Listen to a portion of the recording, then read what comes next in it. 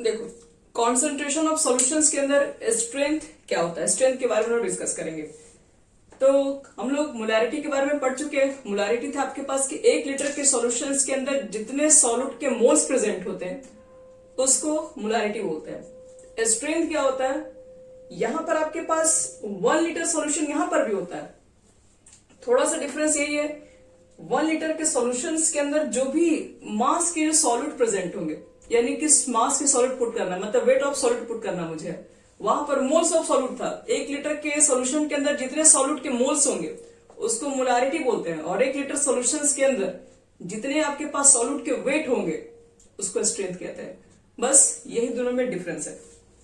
यानी इसका अगर डेफिनेशन अगर मुझे लिखना होगा इसके लिए, तो देखो इसके लिए क्या लिख सकते हैं।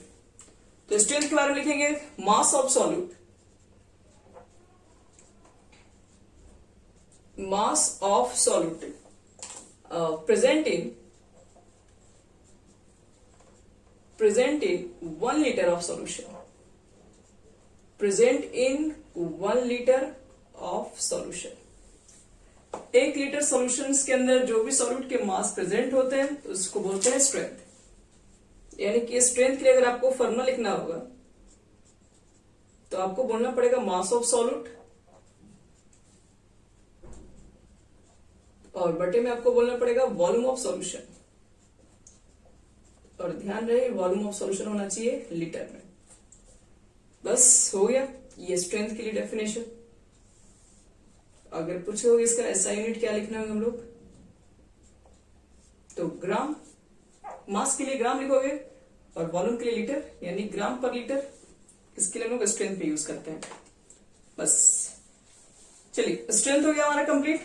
अब स्ट्रेंथ के बाद हमारे पास नेक्स्ट जो टॉपिक है कॉन्सेंट्रेशन ऑफ सॉल्यूशंस के अंदर, जिसमें हम लोग पढ़ेंगे पार्ट्स पर मिलियन। अब देखो पार्ट्स पर मिलियन क्या होता है, पीपीएम इसको शॉर्ट में बोलते हैं। ये मिटा रहे बच्चे लोग। बस इसमें स्ट्रेंथ के बारे में और कुछ खास नहीं है आपके पास। अगर मान लो कि कभी भी क्वेश्चन में अगर स्ट्रेंथ पूछता है, स्ट्रेंथ फाइंड कीजिए, किसके स्ट्रेंथ ज्यादा है किसके स्ट्रेंथ कम है, तो स्ट्रेंथ का मतलब सिर्फ एक लाइन में सिंपल है। आपको क्या करना है, वेट पुट कर देना है, उसकी वॉल्यूम को पुट कर देना है, और वेट और वॉल्यूम निकाल लो, उसके बाद चेक कर लो, जिसकी वैल्यू ज्यादा होगी उसकी स्ट्रेंथ ज्यादा होगी। तो इसमें बहुत कुछ हार्ड नहीं है। तो चलो नेक्स्ट करने जा रहे हैं, जिसपे नाम आपके पास है पार्ट्स पर मिलियन। लिखो एडिक सब लोग। जो भी नंबर है आज का तो सेकंड नंबर ही है, पार्ट्स पर मिलियन, शॉर्ट में बोलते हैं पीपीएम। अब देखो पार्ट्स पर मिलियन की क्या होती है डेफिनेशन। तो पार्ट्स पर मिलियन का मतलब ही समझ में आ गया। देखो आपके पास मिलियन है और मिलियन में से क्या पूछा जा रहा है, मिलियन का कोई छोटा सा पार्ट के बारे में पूछ लिया जाए, उसी को हम लोग बोलते हैं पार्ट्स पर मिलियन। यानी कि अगर हम बात करेंगे कि जब हम एयर के ऊपर बात करते हैं, तो एयर में अगर हम पॉल्यूशन के बारे में बात करें, तो एयर में जो पॉल्यूशन होता है वो हमेशा क्या होता है, एयर के बारे में बात करोगे तो एयर तो पूरा एटमॉस्फेयर है, कितना बड़ा यूनिवर्स अगर लेके चलोगे तो एयर तो हर जगह प्रेजेंट आपके पास है, तो एयर का क्वांटिटी तो काफी बड़ा है। अगर उसमें पॉल्यूशन को देखोगे तो उसके कंपैरिजन में पॉल्यूशन क्या है, बहुत कम है एयर के अंदर चेक किया जाए। तो उसको हम लोग मेजर करने के लिए क्या करते हैं, पीपीएम वगैरह यूज करते हैं। तो यहाँ पर तो पहले वो चीजें यूज होती है, मतलब एक बहुत बड़े चीज है आपके पास, एक कंपैरिजन करने के लिए आपके पास एक बहुत बड़ा चीज दिया जाएगा, उसके अंदर कोई छोटा सा पार्ट के बारे में पूछ दिया जाएगा। तो वही आपके पास, जैसे मान लो किसी के पास, अगर किसी बंदे के पास मान लो कि ₹1,00,000 है, और किसी के पास क्या मान लो, उससे कोई कंपेयर कर रहे हैं, मान लो किसी के पास ₹10 है, तो उसके कंपैरिजन में क्या होगा, 1,00,000 का कंपैरिजन आप कर रहे हैं ₹10 से, तो काफी एक छोटा क्वांटिटी हो गया। तो उसके लिए हम पार्ट्स पर मिलियन डिफाइन करेंगे। तो पार्ट्स पर मिलियन का मतलब ये होता है, देखो पूछेंगे इसकी डेफिनेशन को क्या लिखा जाए, तो पहले लिखो कि this term is used, this term are used to represent, this term are used to represent the concentration of very dilute solution, very dilute या dilution जो है,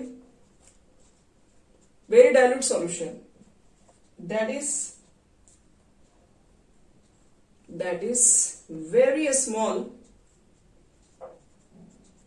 amount of solute,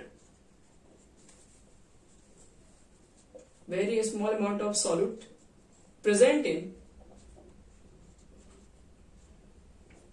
in large amount of solution.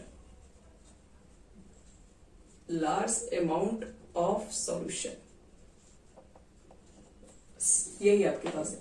Parts पर million का मतलब यही होता है कि आपके पास कोई चीजें सॉल्यूशन बहुत हाई अमाउंट में प्रेजेंट दी हुई है और उसमें जो सॉल्यूट की जो क्वांटिटी है बहुत लेस है, उसके लिए पार्ट्स मिलियन डिफाइन करते हैं. जैसे मान लो कि पीपीएम के लिए अगर हमको लिखना पड़ेगा फॉर्मूला, तो आप लिखोगे यहां पर मास ऑफ सॉल्यूट. सॉल्यूट का आपके पास जो मास होगा, यहां पर आपको लिखना है मास ऑफ सॉल्यूशन, और वो भी 10 टू द पावर यहां पर रखना पड़ेगा 6. या परसेंटेज दिए यहां पर मिलियन है, 10 की पावर 6 को मिलियन कहते हैं हम लोग. बस. और एक तो पार्ट्स पर मिलियन होता है, एक पार्ट्स पर बिलियन भी होता है, जिसको शॉर्ट में पीपीबी बोलते हैं.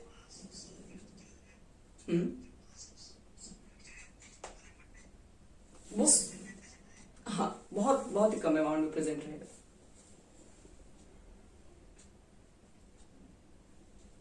जैसे इसको एक एग्जांपल अगर हम दे दें, यहाँ देखो, हम आपसे कुछ ऐसा एग्जांपल दे दे रहे हैं. जैसे मान लीजिए हम बोले 45 gram, sorry 45 gram MgCl2 presenting 10 to the power 6 gram of solution.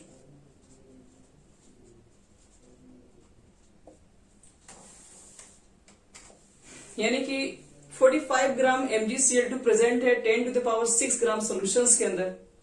तो ये काफी छोटा क्वांटिटी हो गया, तो इसके लिए हम लोग पीपीएम डिफाइन करते हैं. और इसी के साथ साथ देख लो बच्चे लोग, यहीं पर आप लोग लिख लीजिए पीपीबी के बारे में भी, पार्ट्स पर मिलियन. तो पार्ट्स पर बिलियन में कुछ नया नहीं होगा, यहाँ जो मिलियन है वहां पर बिलियन हो जाएगा और पीपीएम की जगह पर पीपीबी हो जाएगा. बाकी सब कुछ सेम रहेगा, ये डेफिनेशन में कोई खास चेंजिंग नहीं है, क्योंकि ये भी शॉर्ट टर्म के लिए डिफाइन है. पीपीबी यहाँ पर mass of salt, mass of solution यहाँ पर 10 टू द पावर बस 9 हो जाएगा. बाकी सब कुछ सेम है. अगर हम पीपीबी के लिए यूज करेंगे तब.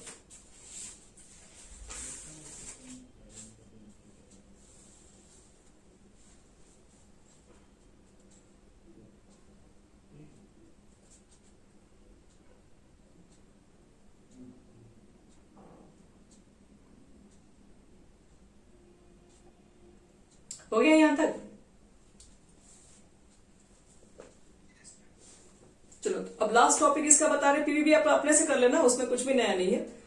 अब इसमें लास्ट है फॉर्मेलिटी, उसके बाद सब कंप्लीट हो गया आपके पास कॉन्सेंट्रेशन.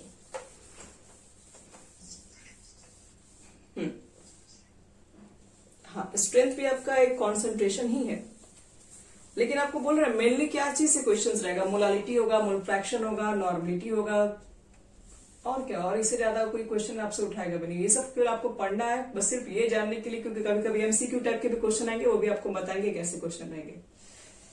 आज इस पर डिस्कस करेंगे. देखो, एक लास्ट टॉपिक हमारा है कॉन्सेंट्रेशन ऑफ सॉल्यूशन के अंदर फॉर्मेलिटी.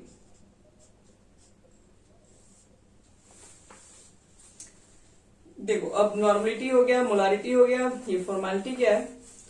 तो लिखेंगे if 1 gram formula mass of the solute,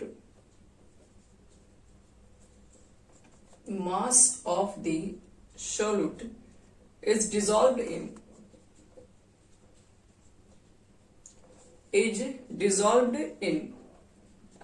1 liter of solution. या फिर इसको ऐसे भी बोलते हैं the number of gram formula of masses, the number of gram formula of masses of the ionic solute dissolved in फिर से भाई 1 liter of solution, 1 liter of solution.